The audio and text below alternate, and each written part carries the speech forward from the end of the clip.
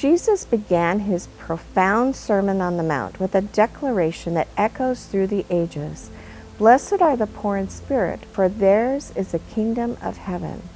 This pronouncement serves as a foundation for understanding the subsequent Beatitudes and the transformative message they carry.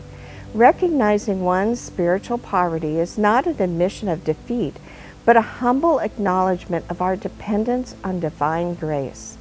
My main professor for my doctoral work was Dr. Paul Metzger, who wrote a book called Beatitudes, Not Platitudes, Jesus' Invitation to the Good Life.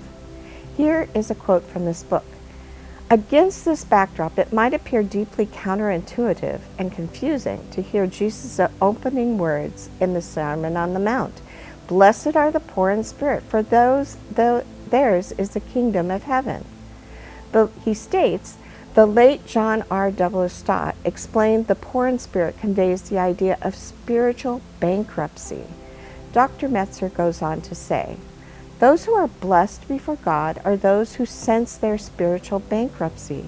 They are paupers in desperate need of God to bail them out. Dr. Metzger goes on in his book to describe what God delights in. God delights in those who sense their desperate need for God and His Word. One of the things that God despises most is spiritual pride, which involves a smug sense of having arrived.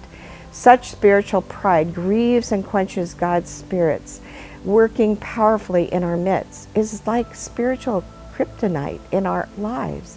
God's Spirit acts on behalf of those who sense they have not arrived and await God's merciful intervention.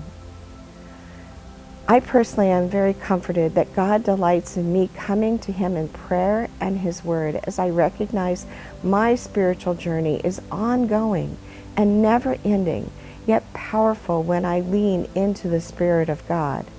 We must stay humble and actively seek God's grace, recognizing that we haven't arrived.